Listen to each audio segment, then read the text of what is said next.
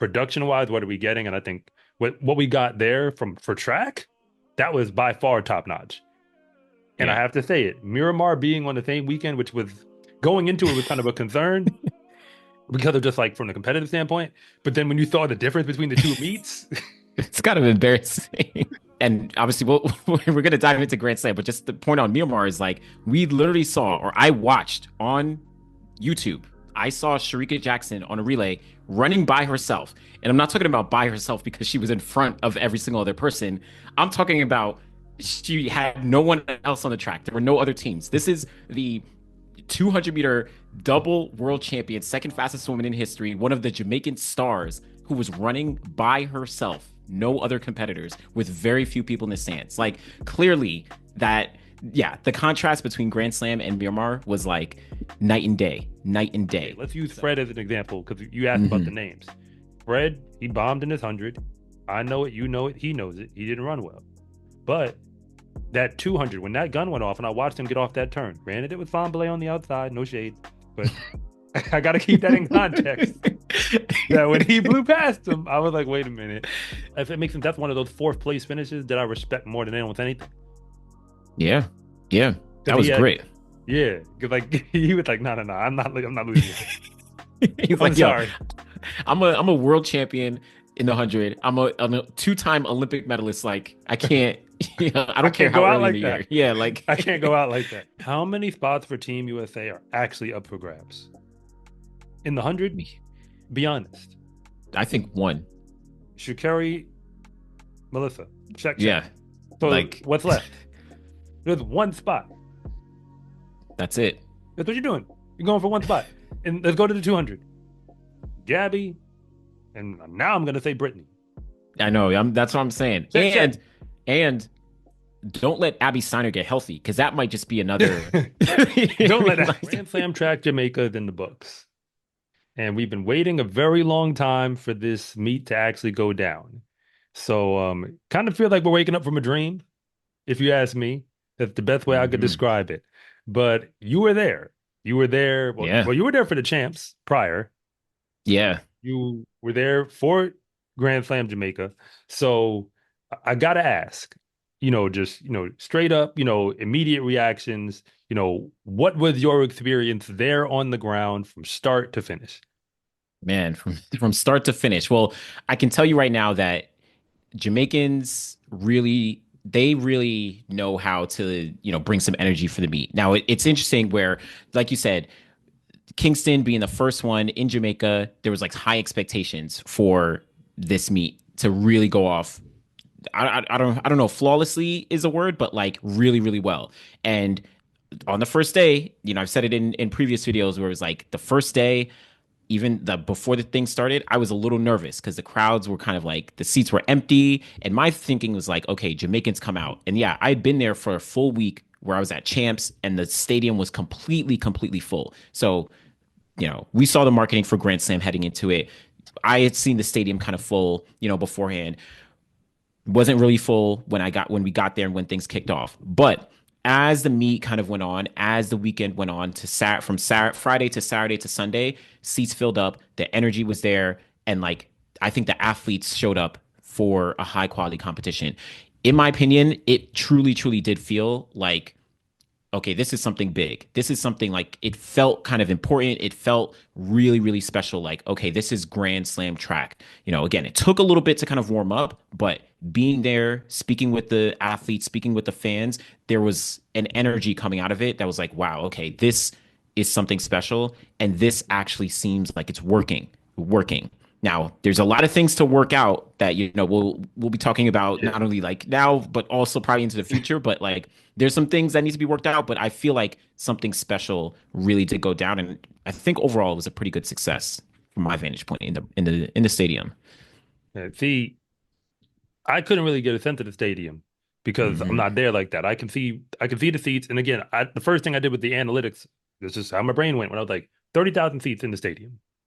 And I was Yeah, like, most people don't realize 30,000 seats is a lot of seats. So there's a reason why most NBA arenas aren't 30,000 seats. They're like 20,000, maybe. Some of NBA. them, yeah, some of them might be like I kid you not. I think like Phillips Arena or something like some of these might be like 12, 13, 14,000. So the idea that you're gonna have a 20,000 plus 30,000 like, and this is for a brand new league or a brand new event. That's really the best way to put it. Because like the way Grand Slam track is set up right now, they kind of go on tour. Because Hmm. when you say league, I mean I think that's when we kind of like, hey, we might as well go there already. Like champs is something different because fundamentally there's affinities, there's teams, or like the idea of teams. I don't know exactly how it's scored or anything like that, but like there's allegiances, like there's a sense of belong, and even then, it's like this huge event all in one specific venue. So here they were bringing something totally fresh. Nobody's seen it at all, and I Hmm. mean, I was more concerned about the broadcast side of it and what were we Yeah. getting as a product there because you could pick a venue with one you could easily sell out, which I mean I think that's what Miami's probably going to be like 5, 7, 8,000. Like selling that out is not hard, Yeah. or like packing it out even is not hard for optics. But like production wise, what are we getting? And I think what we got there for track, that was by far top notch. And I Yeah. have to say it, Miramar being on the same weekend, which was going into it was kind of a concern because of just like from the competitive standpoint. But then when you saw the difference between the two meets, It's kind of embarrassing. like it wasn't like at that point, Miramar was you. How do I put it? If you're a non-track person who happens to still be listening at this point, this is the best way I can explain it. Like you have the NBA and you have the G League, and Miramar ain't even that.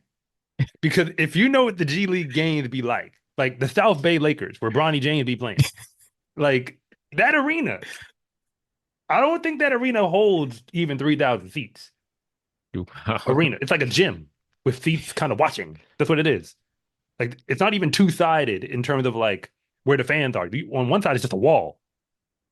That's how not like packed it gets in terms of like amount of people who can watch. So that's what I'm trying to say as far as like Miramar was like that or That was worse than sad. that in terms of Worse. like as a production for nothing against the production team. I'm saying like if you are a fan of track and you said I'm gonna go watch this event, I mean, what did you get? What if you said I'm gonna watch it on like a stream because they put it out? What did you get? so No shade, just being honest. I mean, we literally saw, and obviously we're going to dive into Grand Slam, but just the point on Myanmar is like we literally saw, or I watched on YouTube. I saw Sharika Jackson on a relay running by herself, and I'm not talking about by herself because she was in front of every single other person.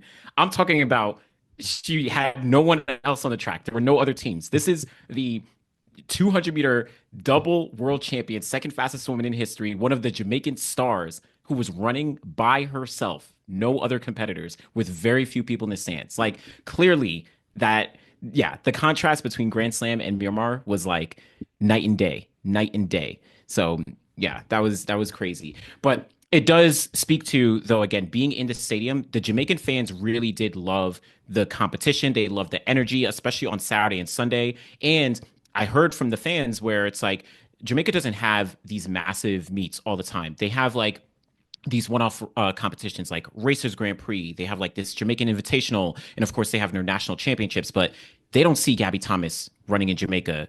They don't see Sidney McLaughlin-Roney running in Jamaica, or Kenny Bednarek. They don't see them very often. So seeing them come to Jamaica and actually win and put down some really great performances, depending on their event, all things considered, fans actually loved that in Kingston, Jamaica. That was big. That was really, really big. Yeah, I think there's a lot more conversation here. So let's step back. So let's talk about for what went well as far as Hmm. I'm gonna be real nice. This is the best way to say it. This is how they say it in certain communities. You know, areas of growth. That's how we gonna refer to it. Well, like what's the thing that went well? Because everybody knows this is a work in progress. Or let me take that back. You should know Hmm. this is a work in progress. Yeah. I think a couple things went well. I'll start with what went well first, where first of all, you were able to get a decent amount, let me not say decent.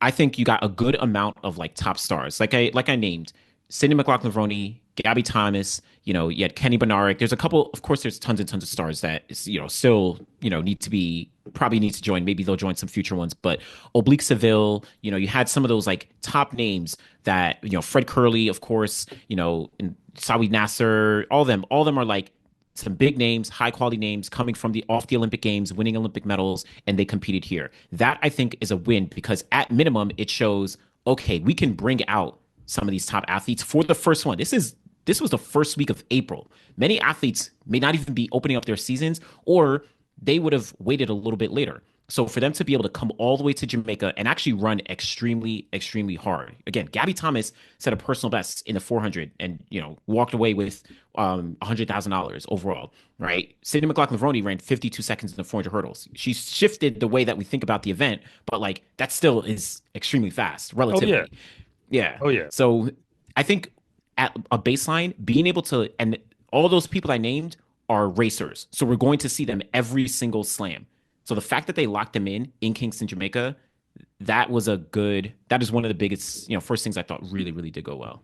Yeah. Well, I'm gonna pick up off of that, and I'm gonna say this for the community in the back. I used to be a cross country coach.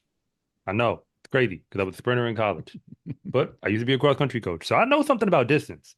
Let me tell you, that 1500, I was locked in. Mm. I was locked in. I gotta On just the hey the men's side or the women's on the side, both of them. no shade to the women, but on the men's Oh, side, yes, no that was a good one. shade. No, I didn't mean it that way.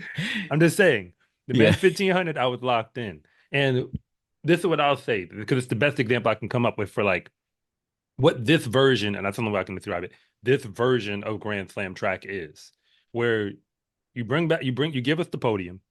You give us Marco Arop. You give us, Emmanuel Wanyoni. When I say the podium, I mean the 1500 podium from the games. So you give us like these heavy hitters between the 8 and the 15. Yep. Where, because see, when you ask how people feel about the field, I'm gonna be honest, it's a very biased conversation because the track community isn't a community; it's a bunch of separate ones. The Hmm. distance community, they was eating good. Yeah. It's only the sprinters who, like the people from that side, who even the hurdles on the women's side. What more do you really want? Yeah. It was literally Like, everybody, what more essentially do everybody. you really want? It's just certain communities, again, the sprints community is the loudest of like, we don't really know yet how we feel about this situation. So as far as like who's on the line. And to see them, okay, first they battle it out. Wanyoni gets the victory. He wasn't supposed to get the victory. I'm in shock because I'm like, yo, he wasn't supposed this was never supposed to happen. Like, Yep. man, I can't make that video because my community, they care about sprint more than anything else. So they're just gonna be like, whatever. But like there's a community that loves this stuff, and it's like, yo, this is crazy. And then Josh Kerr gets bodied to keep it a buck. Yeah. Like on the eight, Yeah. like that did not go well, even in the slightest. But Nope. I saw his interview. Or at least he did several, but I saw one of his interviews. It might have been Hmm. a Sidious interview where he was just like, "Hey, like he owned it. He's like, hey, training's been off, things have been off, but like, hey, there's no excuse. I tried to get ready, tried to run hard. I did do that, but I wasn't ready. He's like, but now I know what I'm up against, Yep. and I'm gonna come back. And see, that was what I was like. I'm gonna be tuning in. Well, first of all, I'm gonna be there in Miami, but we get the point. Like, I'm going to be paying attention when he's on the track. That's what I'm trying to say. Because like I want to see how this is gonna play. Yeah. We know what he's capable of. I mean, like Prefontaine last year, like It's crazy. I mean, like you said, he's an Olympic medalist. Like he's a world champion he's actually the reigning world champion in the 15. And now I think that highlights exactly what's good about Grand Slam. It's like, oh, one of the top guys just got cooked in their primary event. And they're saying, oh, okay, now I'm coming. I know I'm gonna do better next time. Why wouldn't you tune in? You are invested and you're locked in. So yeah, I completely agree there. now that we've established that, I mean, well, anything else on that page before we turn to the thing that might need to Yeah, improve? yeah. I mean, there's definitely a couple we could talk about improve, but I will say like there were some production and logistic things. I think those went pretty well. Again, from my vantage point in the stadium, like the viewing was great. The engagement with like the fans. The fans loved how much they felt like okay, they're actually engaging with us. They kept them entertained all throughout. Again, I've been to a bunch of track meets And track meets do things very well, but this is a 3-day meet. Fans really felt, very engaged, and they kind of did transform the Kingston Stadium as well, where they put up, those sliding cameras that they usually don't have, in Jamaica. So the production quality was actually very, very good, at least in the stadium. And I've heard good things about the broadcast as well. Oh But yeah, yeah, no, again, the broadcast was top notch. I mean, I think it was Noah Williams who said it that like you almost got like a NFL Monday night vibe mixed with a little bit of PGA mm, Tour, like kind of like creating something like a cocktail for track. It felt like the sport was being dignified and respected from a competitive standpoint. Again, I'm a yeah, fan of team track and field, but again, we're talking about track. Hey, let me keep it online since that's where we head, that where it landed. And if we're going this route, we're headed in the UFC direction. That's where this is going. That's what this is. I mean, I I'll say it this way. I was skeptical about the slams. I've said it before and I'll say it again, and I'll be very honest about where the skepticism came from. We hadn't seen it before yet. And a yeah, lot of other people were skeptical. But once it got there, and then I gotta say it, what MJ was trying to tell us, what let me rephrase that. What Commissioner Johnson was trying to get through to the community is that we have been missing out on competition in the sport. And we started to convince ourselves that the sport in its current state or in its past state, I'm going to say past because I think we're in a new world now.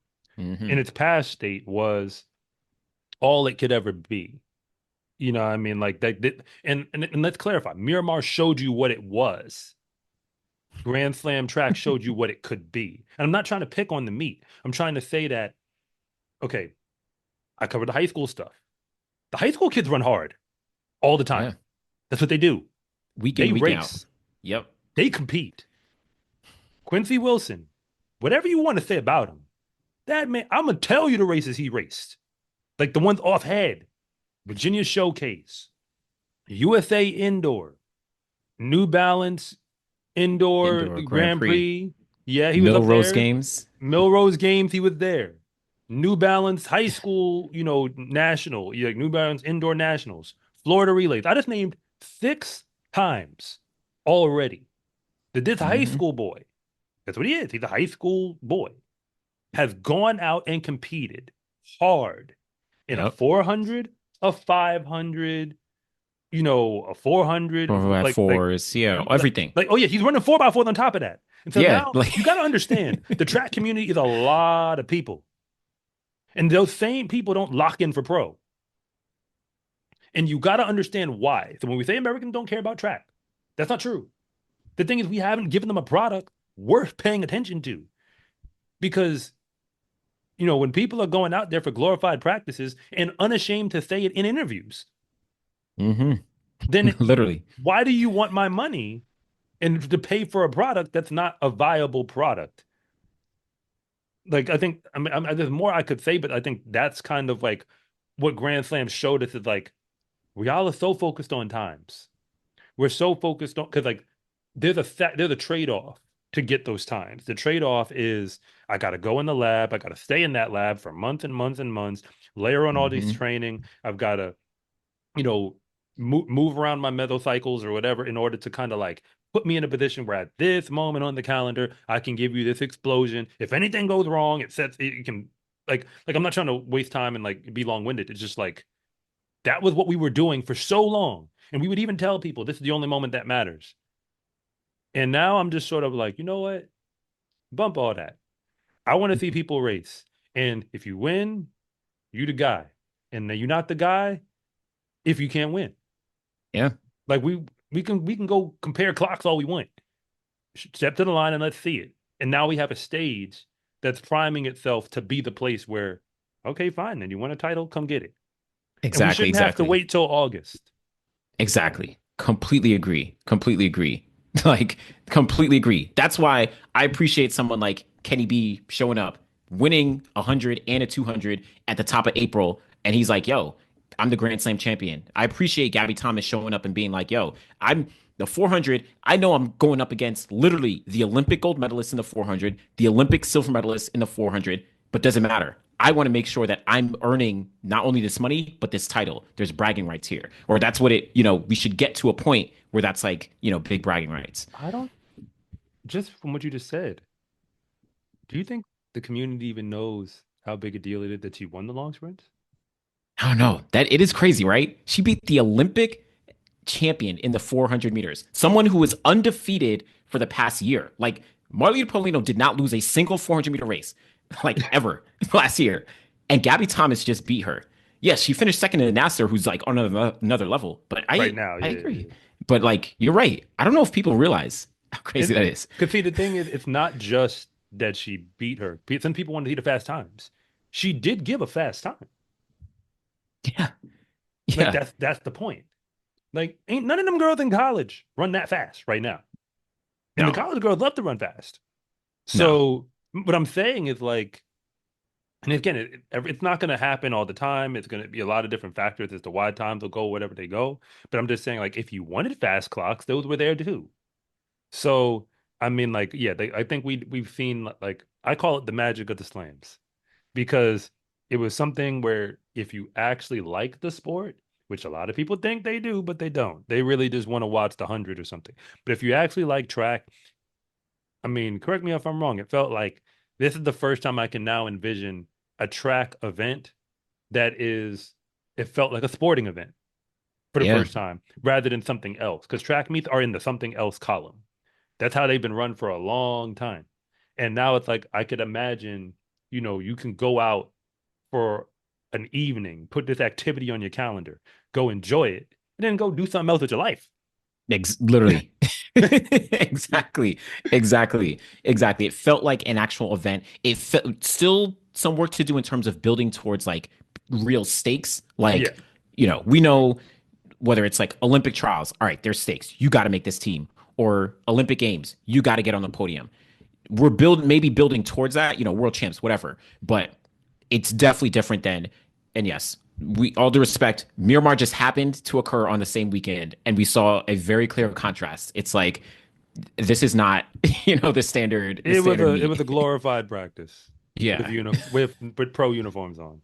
yeah, That's exactly, all that's exactly. all that was. And I don't mean to throw shade at the athletes. It's just that the reason why that was hmm, I know without getting into, stuff we probably don't need to get into in this forum, Hmm. like, like insider info. In short, what we know is that like the trade-off for so long has been it's all about worlds. Newsflash. Nobody cares. And by nobody, I don't mean the track community cares. The problem is the casual track community could care less about World. Didn't even know what was happening. Don't know when it is on the calendar. Won't be watching when it happens. They may or may not click on a race, maybe, and fast forward just to the little part of the footage they want to see. Hmm. At best, there's some people who won't even know it happened. They think track went away. Like they really think track went away. Like from the Olympics till the time the next games come. Like in their minds, they didn't even know to look for anything else. But GST should be able to change that at the rate we're going. They're gonna bump Yeah, into it. yeah, yeah. There's some good things, but is there anything now, like flipping onto the other side, that needs to be improved on, or things that are like, all right, I mean, above all else, I think you already said it. I mean, how do you raise the stakes? And again, we can't get into all the details and mechanics, and we're just two guys who are, talking. But fundamentally speaking, Grand Slam track set out with I'm okay, look. I really believe Commissioner Johnson with everything he said. He said stars, stakes, and stories. yeah, But to me, they go in that order when I think about how the community consumes it. So they have some stars, they do. Right now, they don't have all of them. And some of them already went on record, did podcasts, all of that. We don't even get everybody's names right now to explain why they were opting out. Everybody gave excuses and reasons. When we say stakes, right now, the stakes are the money. And the money is, again, as I'll say for our A/B list conversation, if you're B tier in the pro track community, the money is a good enough stake to get all of you there. yeah, yeah. I'm just being honest. B tier and down, everybody has no reason to say no when you get a call. But for the people who are anything close to the A tier, or if they even tell themselves they could be A tier in their minds, no shade, just saying, like that's I think that's the group that's kind of right now with standoffish. Now, I think some of them want to do it anyway, just after seeing the magic of the slam. That said, the stakes do have to improve to a Yeah. point where it's not just money, because money's only going to go but so far when you get to that group who has money and can Hmm. find other ways to put it together. And I think the stories write themselves when you have the stars and the stakes. So if only the fastest is what they're going for, then we eventually need to get to a point, and I'm sure they're already working on it, where you have a title handed out for the fastest Hmm. that you had to step to the line under specific parameters to get. But Yeah. but originally I didn't know how this slam model fit into that. And now I see how it does. Like I see how this does become a piece of a larger puzzle that gets us to a true professional track world Yeah. where you can feed your family and go out there and compete. And for that matter, bang some heads while you're at it. And, Hmm. you know, we get entertained as fans.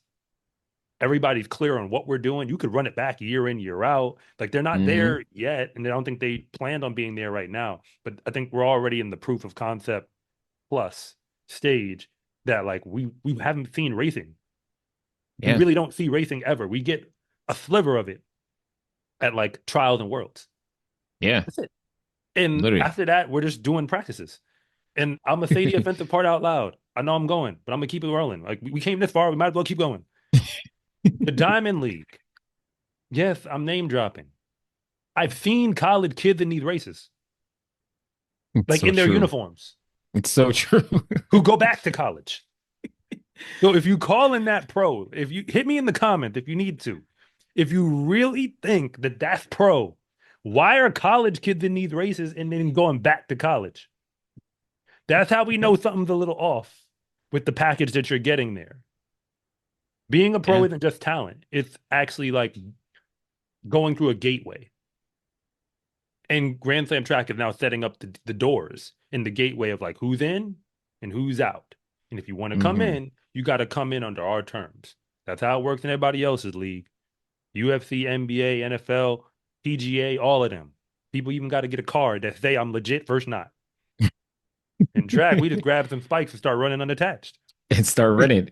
It's so true. That I'm remembering now, like the London Diamond League. I think Louis Hinchcliffe, he ran wearing the Houston singlet at the London Diamond League. Noah Lyles was in that race. Like Yeah. Letsila Taboho was in that race, from what I remember. Like they were Yeah. professionals, right? We're not gonna see that. So I agree. It's crazy. It's crazy. But I agree. It's like, all right, now Grand Slam. I think there's movement towards that. I think at least a first edition, this Kingston Grand Slam proved that, all right, there's a pathway towards a professional league. It's not there yet, right? And like you said, there's only there's going to have to be some changes as you move forward because there's only so far you can go where it's like, all right, we're handing out $100,000 or we're handing out $50,000, whatever. The money is one thing. The Diamond League or whoever, they can keep raising their amount of money, and then athletes may just like choose to go there. But because of the structure that Grand Slam track at least has laid out and has like kind of laid the foundation for what is possible in the future, I think this will, open the doors towards a truly professional league in track and field, something that's never existed, at least in modern times. Oh yeah. And again, we're not saying worlds and Olympics don't matter. I'm just Oh, saying the fact that Beyonda Walada can walk around with an Olympic medal, or for that matter, Quincy Wilson, and there are athletes who have competed for years on the pro circuit, run world leading times, athletes who, made world championship finals, maybe won world championship medals, all of that. But in the eyes of a casual track fan, the way it's been shopped to them, that little 18-year-old or 17-year-old is more accomplished because in mm-hmm. one moment, for whatever the reason, he has a medal on the stage that they were paying attention to. The Olympics literally only had its mystique because that's when you were watching. It's only why. It's the only reason. It's not because the stage is anything special in terms of like who's on the track. It's because it's when the eyes were there that gives it Yeah. it gives it the value. So if the eyes go Yeah. somewhere else, and I'm not saying they can leave the Olympics. I'm saying if just like people watch NBA and watch Olympic basketball, why can't we watch something else and Olympic track? Exactly. Like Exactly. we don't have to wait 4 years for it to get Exactly. good. Exactly, Like exactly. It's so true. It's so true. And it gives us a full, again, this needs to be come in the future, but it gives us a full season and a reason to tune in during the season. I don't want to see, you know, Sidney McLaughlin-Roney. Well, of course, we want to see Sidney McLaughlin-Roney, Gabby Thomas, whoever, but like if they're just running at some local meet at like, I don't know, respect to like the Texas relays or oh yeah, whatever, yeah. like one College off race, meet. college meets. Yeah, exactly. Like these college races that everyone opens up at. Like those are cool, but like no, I want to see them going head to head in races that actually matter in the middle of the season. And then I want to see them do it again when it gets to USA's and Worlds and Olympics, right? Those things that have existed. But like, let's make the actual season matter. Let's The have NBA races that matter. people have preseasons in other sports. That's what it's Yeah. called. It's called the preseason. Yeah. But in track, we were at such a point where it was a mental flip for me to see people turn pro, and then the following year they were running at the same meets they were running at last year, just wearing a different kit. That's so funny. Or It's some so of them turn true. pro and they still have no shade. They have the same coach they had last year, wearing a different kit, going to the same places. This It's like, I wait, mean, what happened? look at someone, she wasn't in Grand Slam, but Julian Alfred was at Texas in what, 2023, Yeah, went pro 2024, was at Texas Relays once again. Same yeah. coach, just with a Puma uniform, right? But in the same running relays, right? Like, come on. It's That's like not professional. that's where we've been at. Yeah. So Yeah, like yeah, yeah. yeah. So I mean, hey, Grand Slam track, Jamaica, are they? I mean, after everything we saw, I mean, should Jamaica be a destination for the future? In my opinion, they should. In my opinion, they should. And this may go to just one other point of like growth or opportunity. I think Jamaica should. They will probably need to do a little more like kind of ground promotion. That's something I heard from a lot of fans who were there, where it's like they didn't. It seems like they didn't tap in locally with like to be able to promote the meet as much as they should. But I think that's maybe an easy fix, not an easy fix, but something they could do for next year. But I think you can't leave Jamaica because there's too many top stars. And yes, talking about the sprints. All due respect, shout out to the distance side as well. But like, if we're talking about some of the big stars in track and field right now, there's a reason that Jamaica is one of the top countries, right? There's a lot of fans, there's a lot of athletes, and that is part of how we expand the sport. So I think having it in Kingston, Jamaica is super, super important to be able for another year, going into the future to make sure you can bring in those fans, bring in those big stars and further promote the sport, at least a little bit. So I think they should. I think they should. I don't take away from all that. I just see that there are complexities that need to be overcome because when it comes to, the product that comes out, again, everything from broadcast perspective, we just see empty seats on one end, for example, That's true. and things like that. So, I like, like the optics of like how 'cause fans don't care about the narrative; they just care about what they see. Mm, So, I think, oh, you said like the momentum can be built upon, but at the hmm same time, I mean, this is again, maybe I'm shallow or misunderstanding the equation. The way I understand it to some degree is that when I see a bunch of Jamaicans running at Miramar, for a lot of reasons, for a lot of reasons, on the same weekend, Yeah. it's confusing for me to unfeel that. Like when you tell me that like it's valued, it's like maybe the community valued it more than the athletes did. And by athletes, I Mm, mean the athletes and their teams, because I get it. Athletes have agents and athletes have coaches, and there's a lot of other people in the machine. So I don't want the community to beat up on athletes. However, Grand Slam is doing something brand new in terms of to yeah. shift the focus. And that's always the conversation here. Can we shift the focus? We can do worlds. I'm not opposed to worlds. I'm not anti-worlds. I'm just going to keep filling people in. No one cares. The like you're not going to grow the sport from that. It's just not going to happen. It's just not a viable product. As long as college kids are running and high school kids are running, yes, high school kids are running at worlds. High school kids are running at the Olympics who go to Yep. college and lose. Yep. We're talking about high school kids who can go to college and not make a final in the SEC. So Those true. same kids are running in the Olympics, going into repechage rounds, trying to get into semifinals. That's the product. So people don't know, but that's the product. I'm not saying that the people at the top aren't special, but no, you're not actually watching the fastest people. I want to be able to eventually get to a point where I can see a 100-meter final where everyone who's in this final is because if you're a pro, you had a chance to earn your way here by beating people. Yep. And these are the last 8 men standing. Because the only Hmm. way you're on this line is because you are the fastest. So when Yeah. we give out a crown, the Olympic gold medal is one thing, but it's not that. Yeah. Yeah. Like this is, we don't care where you're from, what country, like none of that matters. We just set up the structure where if you go fast enough, if you prove yourself, if you can beat people, eventually you'll get your shot. However, you got to qualify through, it's how you got to qualify through, but it all crescendoed at the same moment. And that's Yeah. something we haven't seen yet. Hmm. Yeah. Yeah. So I don't know. We'll see. We'll see. We'll see if it's able to. I'm optimistic after this first one.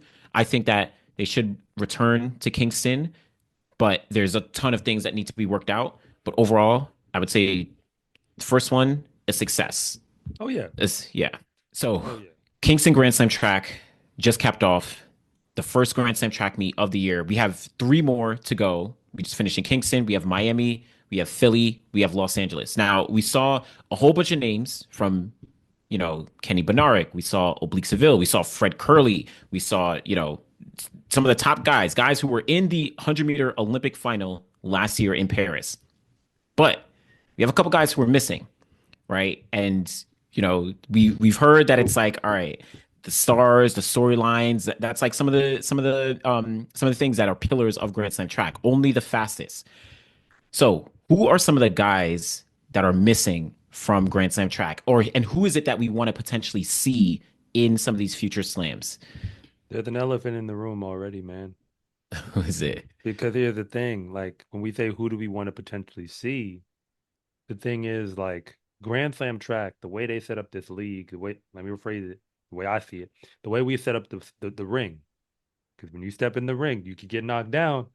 Somebody might get knocked out, and it just might be you. So as a result, there's some people who ain't ready. We ain't ready. Just because you're in the 100-meter final don't mean you're ready. Mm, Because they set it up where you can get exposed. Like look at okay, forget the short sprints. It's for what we saw this weekend. There are people who you could win an event and then bomb. And yeah, it doesn't like I'm not saying that you won't score some points and get some money, but like if you came to be a slam champion, if that's what you came for, yeah. you feel me? Like the fact that okay, let's use Fred as an example because you asked about the Hmm. names. Fred, he bombed in his 100. I know it, you know it, he knows it. He didn't run well. But that 200, when that gun went off and I watched him get off that turn, granted it was Famblay on the outside, no shade, but I got to keep that in context. That when he blew past him, I was like, wait a minute. It's a guy who does not start well. Yeah. But regardless, he ran so well on the turn where he was like, no, I got too much pride Yeah. to let y'all stun on me. And he still got himself up there in that top four with all the racers. Exactly. Just Exactly. on sheer talent and willpower of like, I just got too much pride to let y'all stun on me. Hmm. Like, and I respected it. Like, I don't if it makes sense, that's one of those fourth place finishes that I respect more than almost anything. Yeah. Yeah. That Because he was had, great.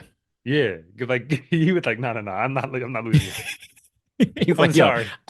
I'm a world champion in the 100. I'm a two-time Olympic medalist. Like, I can't, I I don't care can't go how out early in the like year. that. Yeah, I can't go out like that. So for that reason, the names you want to see. Okay, let's talk about the people who are best equipped. Let's make that list. okay. Who's most equipped to step in the ring? Noah and Okay. Vasily. Those are the top two. There's like undeniably, it's like, all right, they are very, very well equipped for specifically this Grand Slam track model as it is right now, the 100, the 200. Arguably, you can argue those are the top two guys Yeah, for this type of model. Now, actually, I mean, Kenny, I think yeah. is in that same realm as well. And speaking about the They're 100 and they're two, they're the three. They're yeah, the yeah, three. yeah. Those are like the three. But you're talking about Noah Lyles, the defending Olympic 100-meter champion, or yeah, 100 meter champion, defending three-time world champion in the 200 and reigning world champion in the 100. So obviously he has those chops. Letsile, he's the defending Olympic 200-meter champion, 100-meter Olympic finalist, and he won the silver medal at the world champs in the 100 last year. So it's like for those two events, those two are very much like, all right, we want to see you as challengers, right? We want to see you on the line against the quote unquote the fastest, right? That's what Grand Slam track is marketing all these guys as. We want to see you at line up against the fastest to prove that you are the fastest.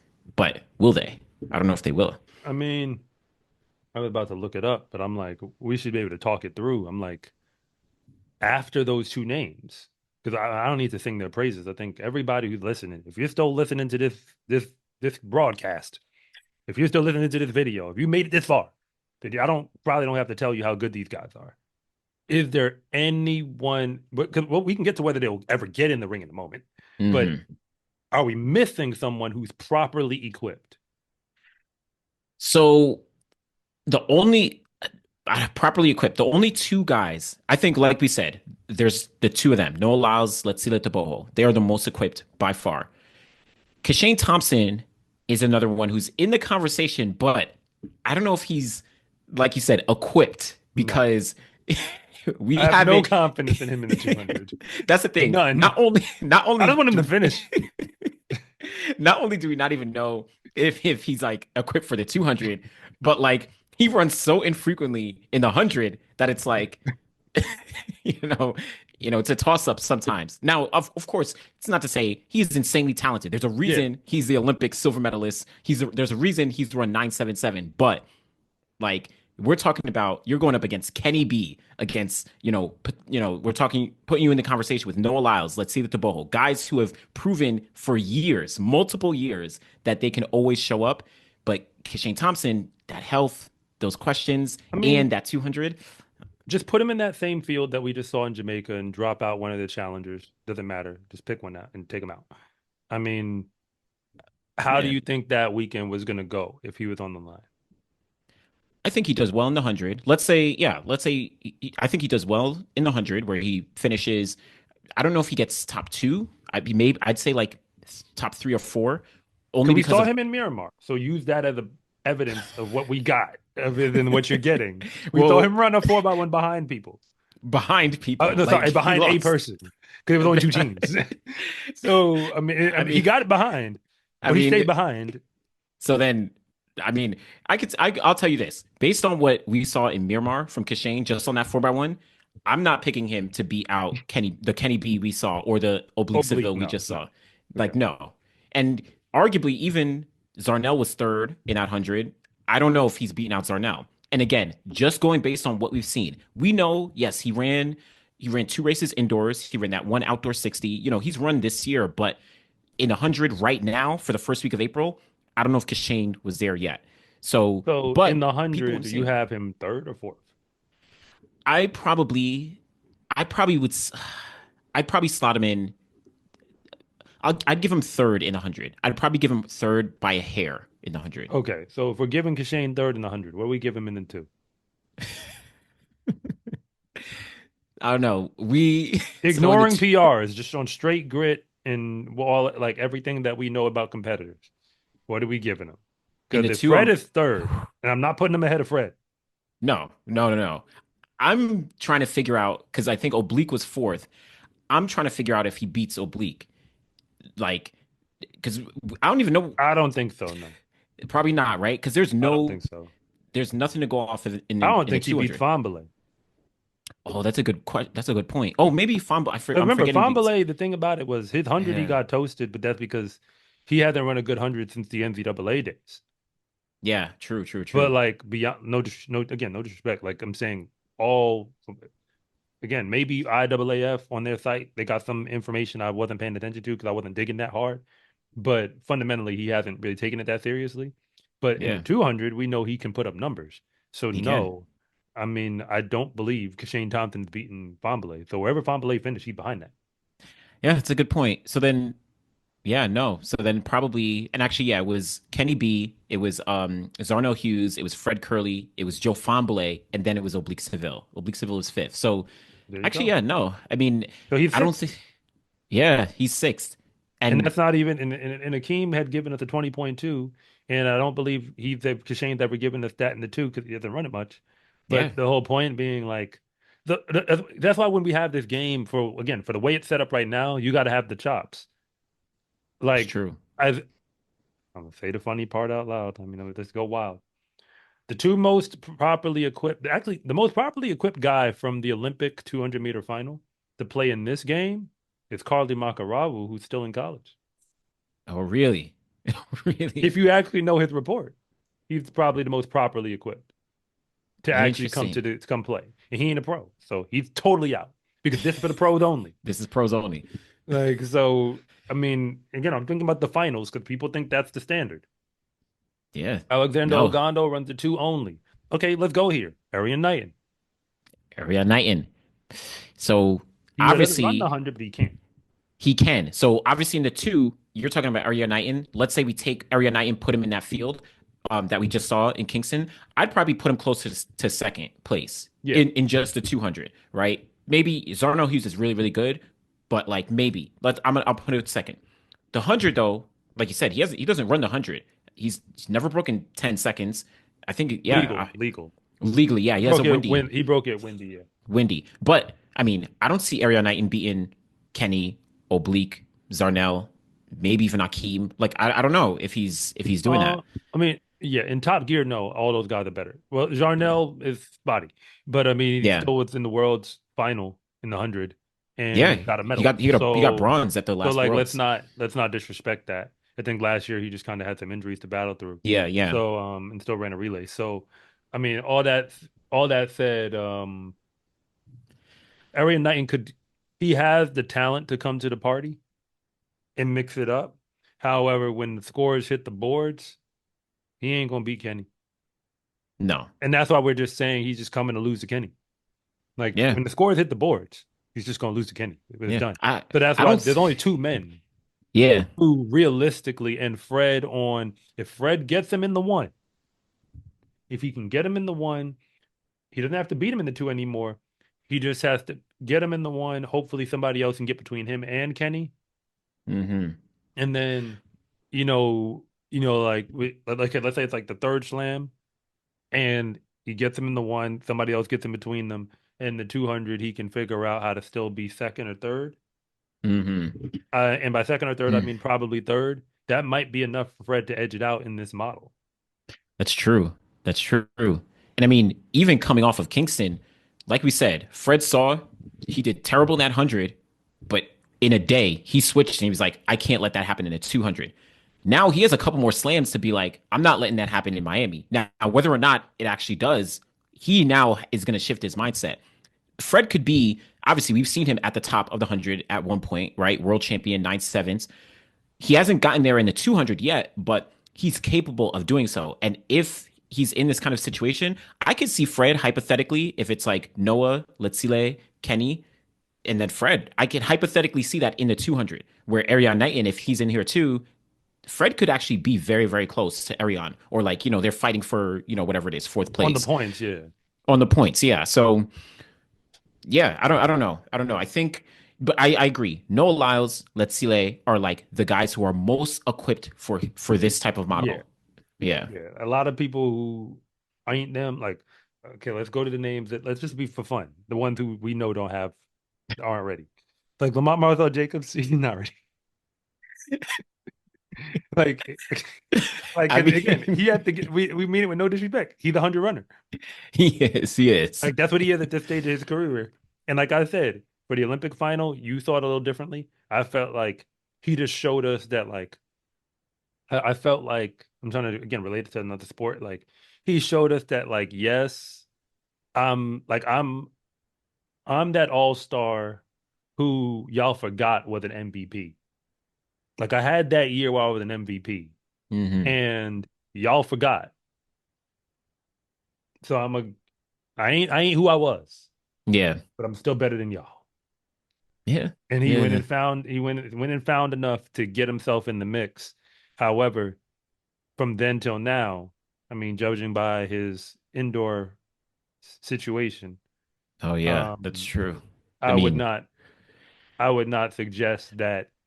I mean, there's no level of confidence that he's running two races in a weekend unless no. there's, you know, yeah, there's got to be a lot on the. He's got to be a world championship for him to even entertain running two races in a weekend. Yeah, no. And And that especially second race is like going to take a lot out of is going to take a ton out of him. And if you're talking about, because we're not talking about, all right, you get the entire season to just like joke around, not joke around, but like, pull out of races, do this, that, whatever. Like, no, you got to, if you're going to show up against Kenny B and Fred Curley, you have to be ready right now. And there's no guarantee that he's going to be, forget, Tokyo Olympic Marcel, let alone even Paris Olympic Marcel, where he ran well, finished fifth place. There's no guarantee that's going to happen in April, in May, in June, right? Like, and there's no remorse in these races, it. I mean, especially yeah. So yeah, oh no, sorry, I didn't mean to stop what you're no, saying. no, It's just let's rattle off the names. Think about how many.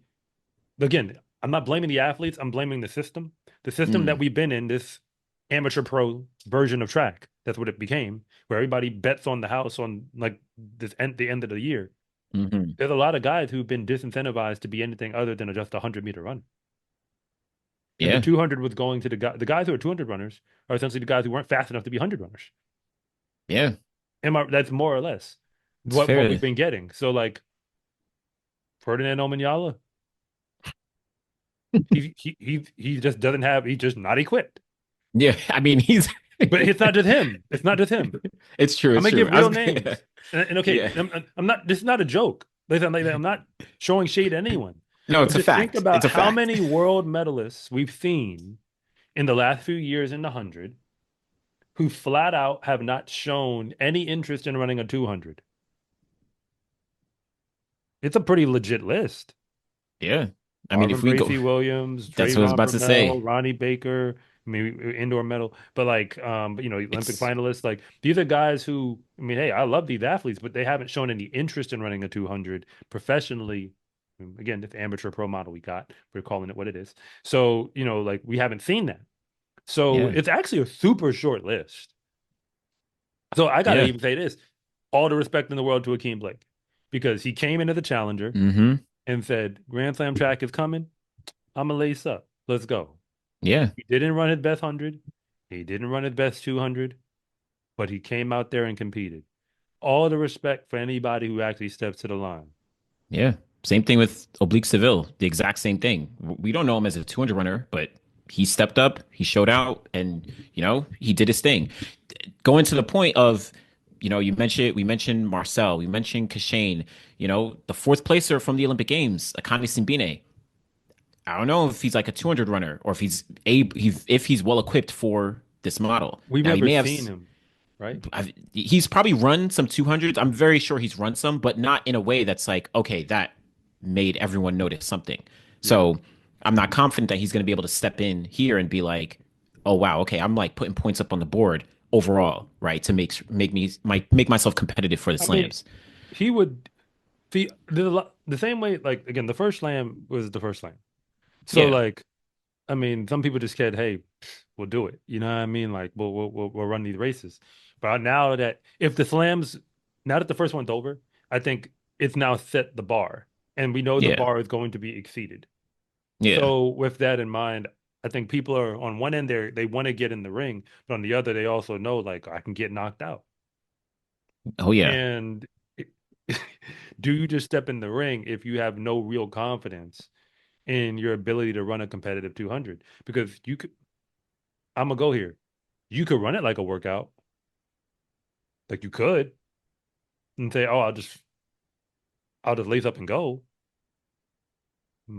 Mm. But is that the best strategy considering the world about to watch? Because the world is watching Grand Slam, from what I can tell. That's what my comment Oh, section told me. They're watching.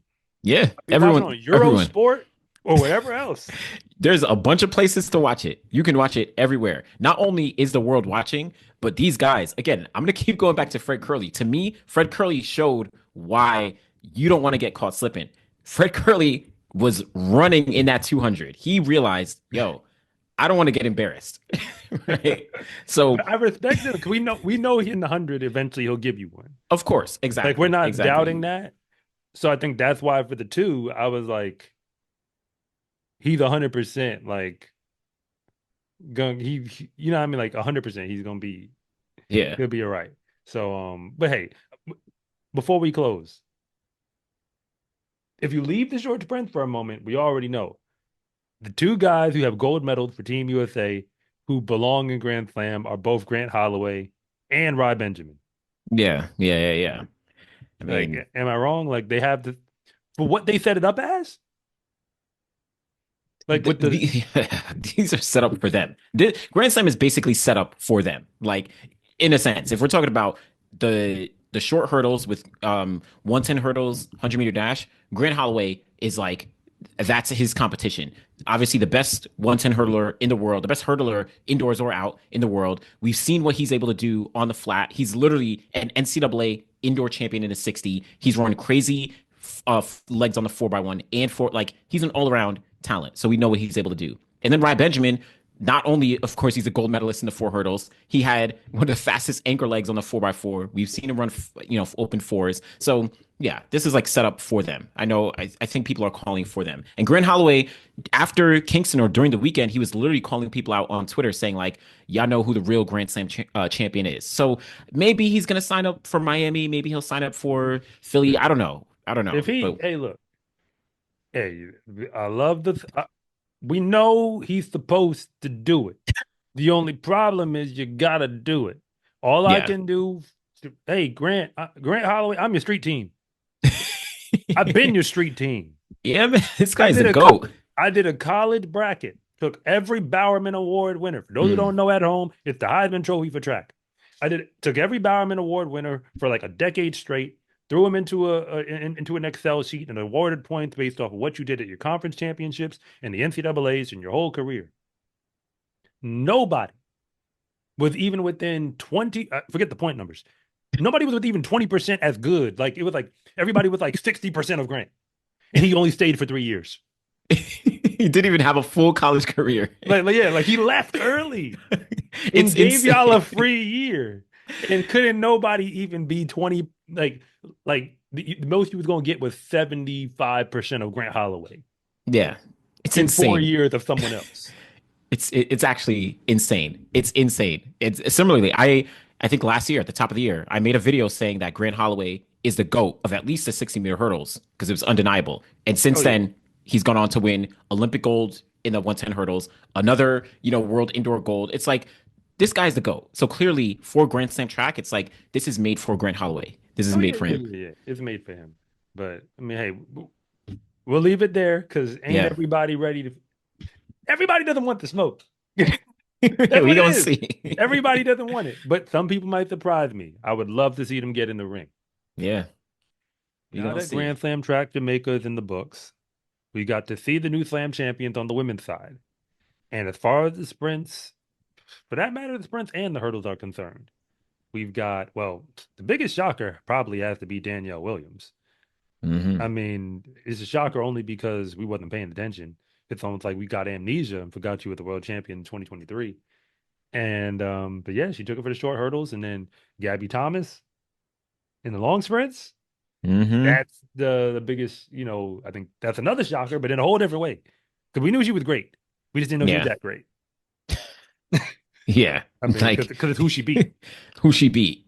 Yeah. And then you get Melissa Jefferson in the short sprints, where once again, I guess with that field, she was probably supposed to win, but then she Yeah. Yeah. won.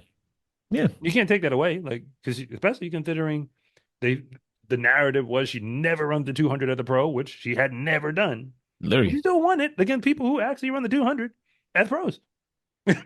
Yeah. Yeah. Like it's so true. Yeah. So So, true. with all that being said, who else needs to step into the ring now that the stage has been set?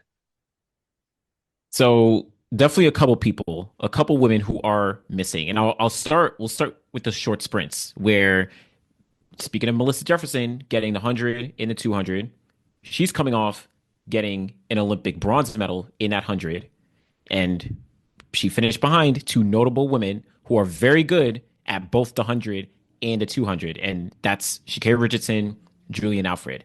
Both of them, you're talking about Julian Alfred, Olympic champion in the 100, and she has an Olympic silver medal in the 200 behind Gabby Thomas, who of course has a gold medal there.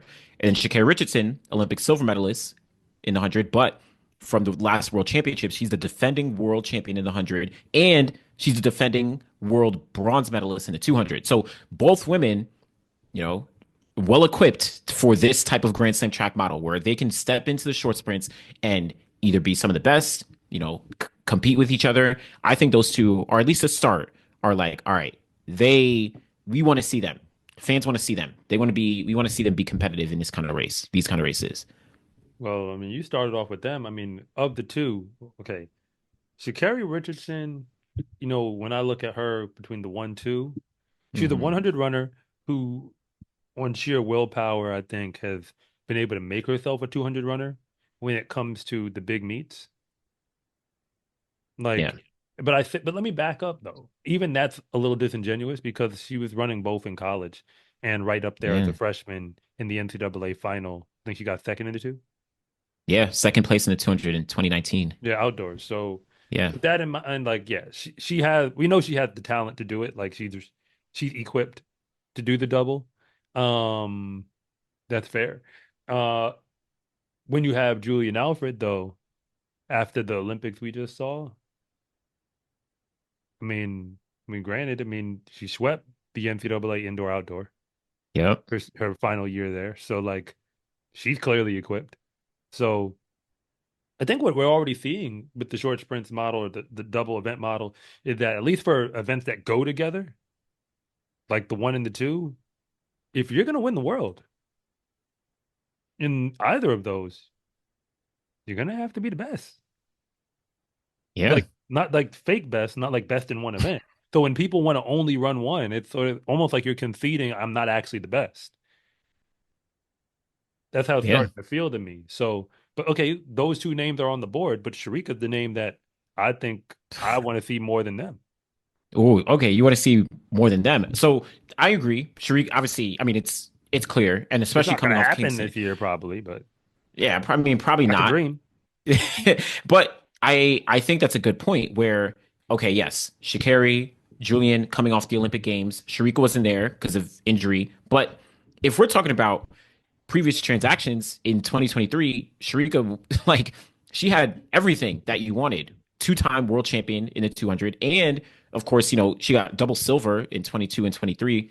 But she's also has an Olympic bronze medal in the 100, only behind Elaine Thompson Hera and Shelly and Fraser Price. So yeah, I agree. She's probably like, obviously based on what we saw last year, she's maybe not in that kind of form.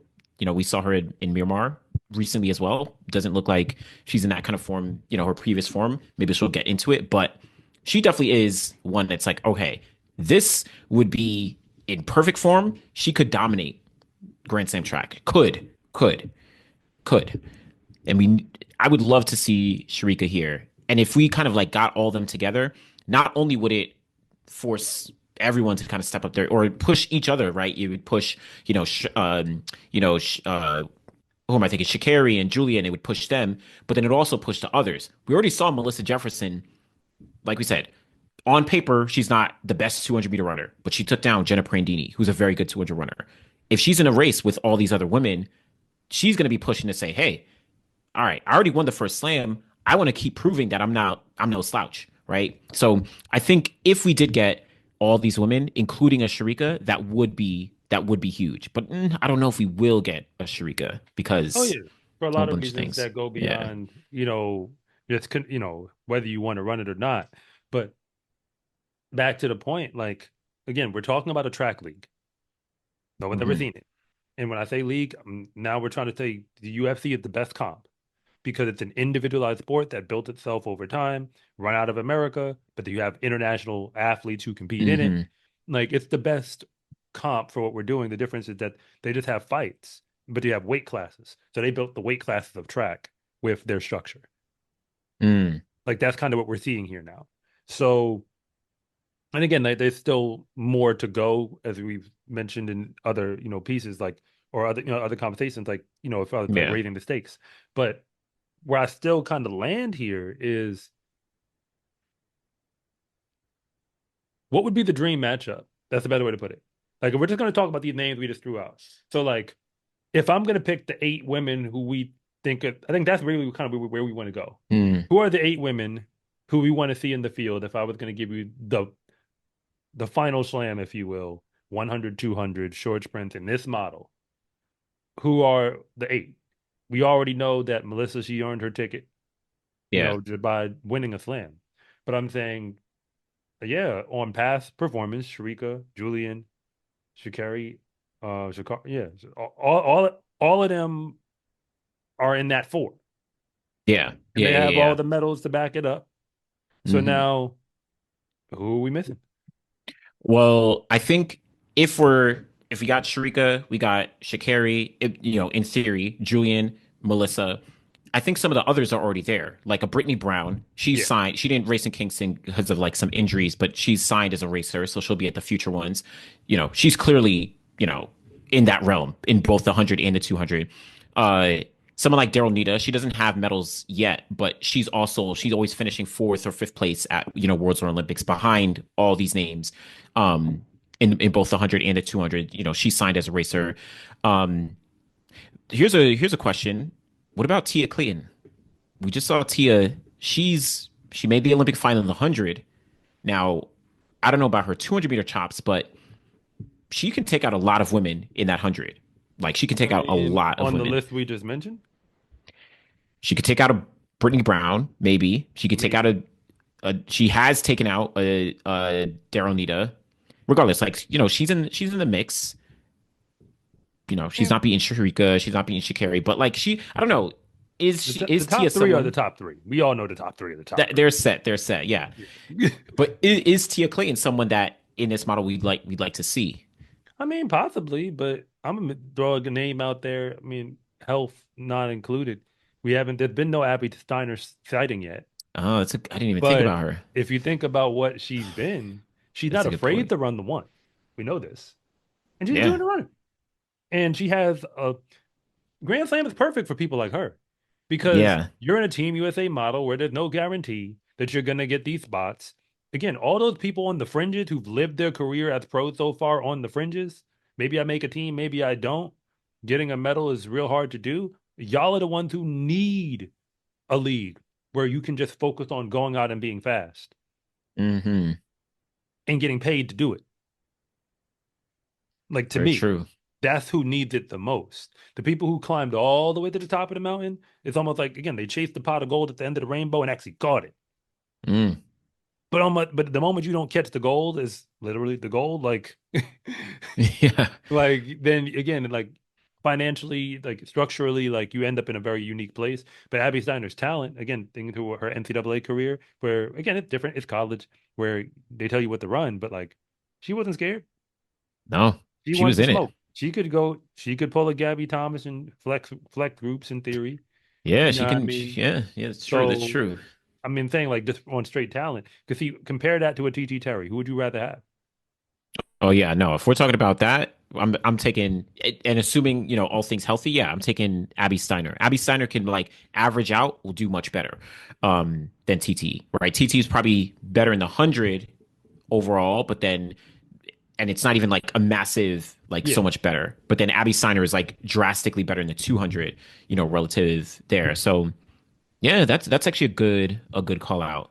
That's a good call out. I'm also maybe kind of on the fringe. She's like new, but someone like Mackenzie Long also may be good for Yeah. this kind of setup. She's still growing, developing, getting her footing, but yeah, won both the titles at 100 and 200 at NCAA's last year and ran pretty fast in both of them. That's So fair.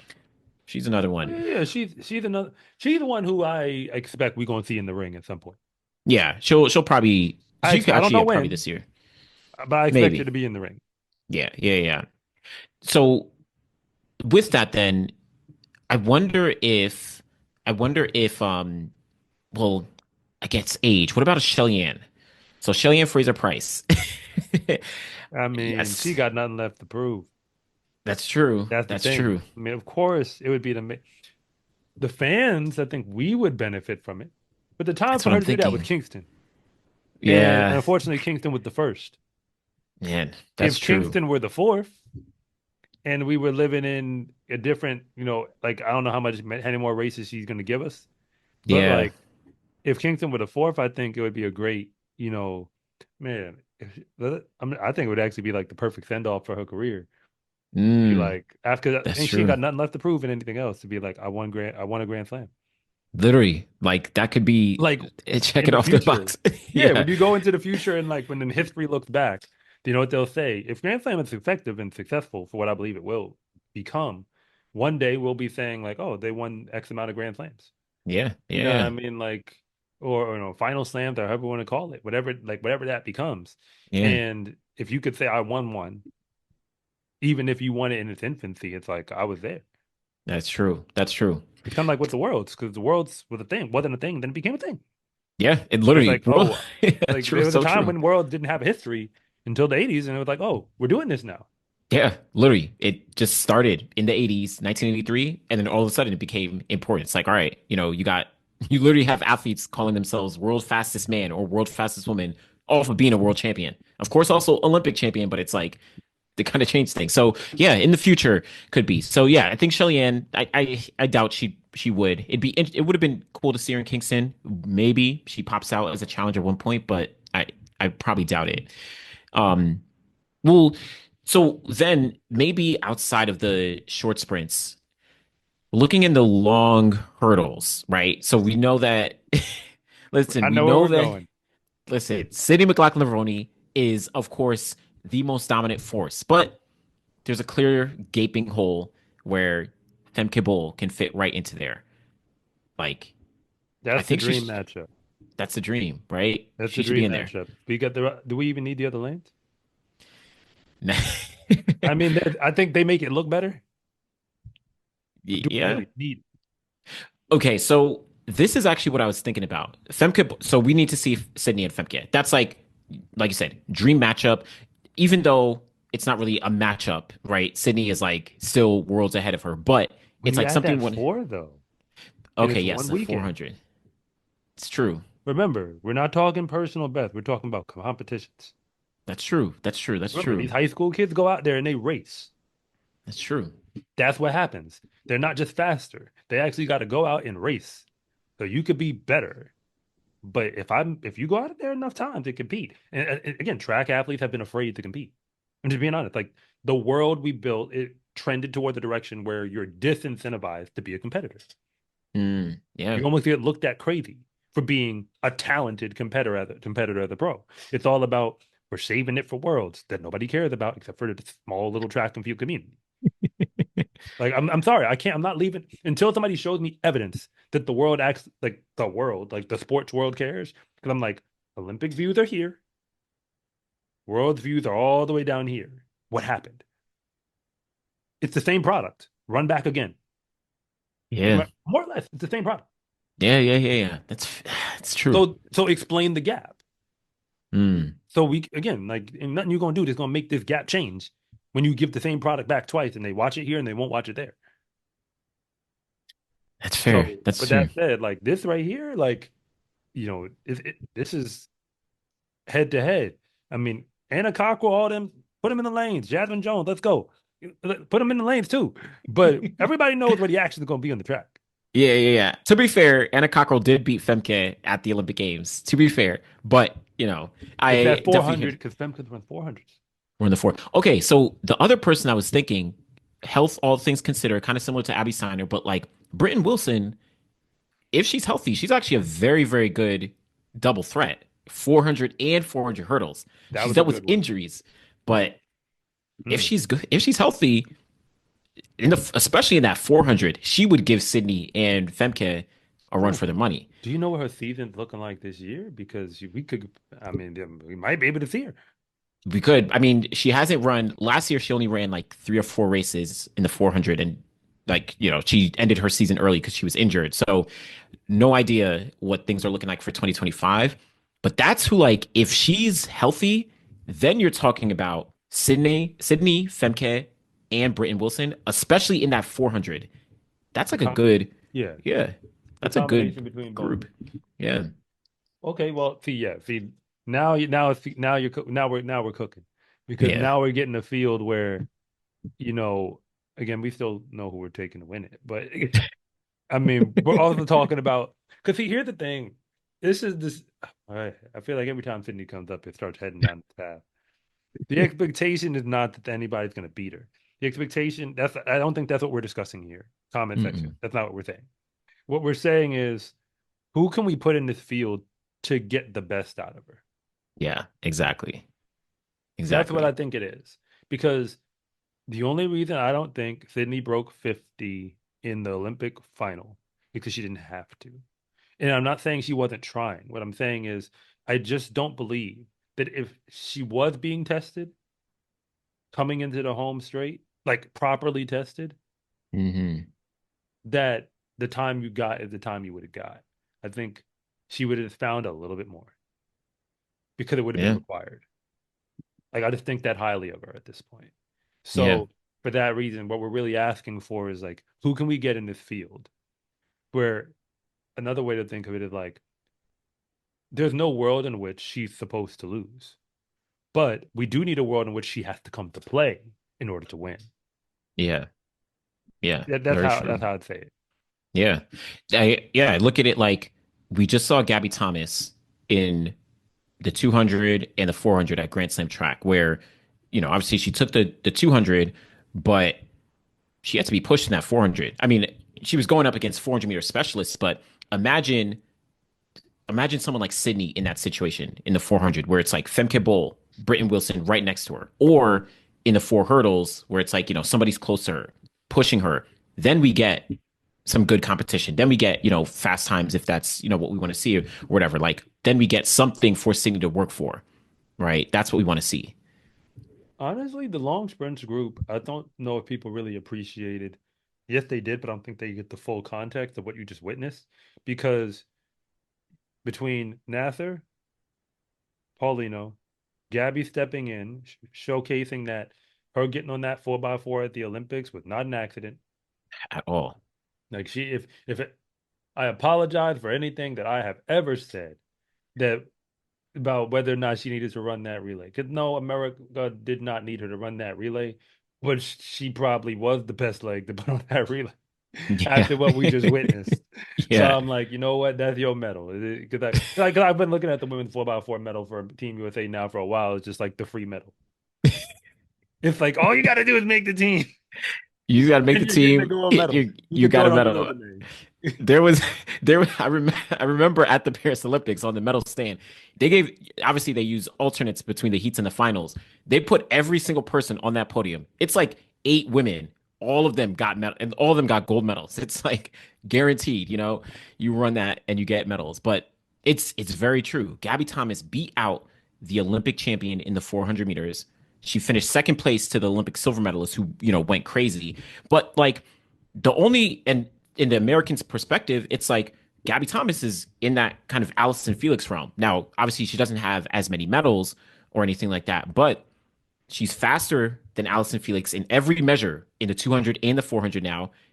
And she's like, I don't see her getting taken off either of those relays. Like, you're not taking her off that 4x4 or the 4x1 at this point. Maybe the 4x1, I guess, like, there's some other people there, but it's You like, can make arguments. Yeah. yeah, but the talent is there. The I talent is mean, there. even Talitha Diggs, who's been spotty in her again, this Mm, amateur pro circuit thing we're doing up until now, like she's still accomplished. She's super yeah. talented across three distances, and she was an American champion. Am I correct? Twice? Yeah, American champion once, but NCAA Once. champion Okay. twice, I think. Okay. Yeah. Yeah. So she won the American championship once. So like even then, like wait, that was the year before Sydney won it, right? Yeah, she won it. Talitha Diggs won USA's in 2022, and then she And went then to yeah, and and then she Sydney made the won in team in 2023. yeah, but Talitha made the team that year as well, though. Yeah. So there you have. Okay. Yeah. So there you have it. Yeah. Like because Britton Wilson was in that four. Yeah, it was Sydney, Britain, and then Talitha Diggs in 2023 for USA's. But Talitha was the only one. Well, Sydney got injured before she didn't go to Worlds. Britain got injured at Worlds, and then Talitha was the only American in the 400-meter final. So like she's accomplished. She's at least doesn't have the medals yet, but she has that talent. Yes, and I think that's what I mean about the field that they gave us. You know, Yeah. I mean, like, Rochelle Clayton, like she's super legit. Like we really got a quality field. I mean, I got to throw these last few names out there. What about Tamari Davis? Oh, that's actually a good one. You see how That's she's one who you someone. just admit we forgot? Oh, and she's pretty good in both. Obviously she hasn't shown like strong chops recently in the 200, but she has a lot of talent, at least untapped talent, I would say. I mean, she's from Florida, so maybe she's coming to. Maybe she'll be in Myanmar. That's a good. Ooh, she is a good one. That's actually a very, very good one. Tamari Davis could be very good. Yeah, that's one who I'm could, and saying, she like, can like mess around and do some damage in that 100. We just saw someone like Jason Sears do pretty well as a first time pro, like barely a couple months signed with Nike. So Tamari Davis could show up and do some really, really good oh work. yeah. I mean, for the Grand Slam track, it's based out of America, but I'm saying for the way the American structure is set up, I mean, go back through the women's names, and I know we kind of bounced around a little bit on events, but from an American perspective, how many spots for Team USA are actually up for grabs? In the 100, be honest. I think one. Sha'Carri, Melissa, check, check. Yeah, So like what's left? There's one spot. that's it. That's what you're doing. You're going for one spot. And let's go to the 200. Gabby, and now I'm going to say Brittany. I know. That's what I'm saying. Check, check. And don't let Abby Steiner get healthy because that might just be another. Don't let that. Like, So it's like, I'll be honest, like if you're not, you're all fighting for one spot. So I'm sorry, like we're gonna have to move to a world where you can again, y'all can all chase the pot of gold and a bunch of people get left out in the cold. I wasn't trying to rhyme. It is what it is. Or we can actually go out there and be pros and mhm. have a and fight for something that's actually on the table. Yeah. Because we ain't all gonna make this team. I just don't think your career should feel like a failure if you don't. Meaning, like Hmm. you could not make a team. This is what I'm really envisioning in the future. You could be an athlete who doesn't make a team USA, and for whatever reason, you didn't run fast enough. But you could still have other great performances through the year. Yeah.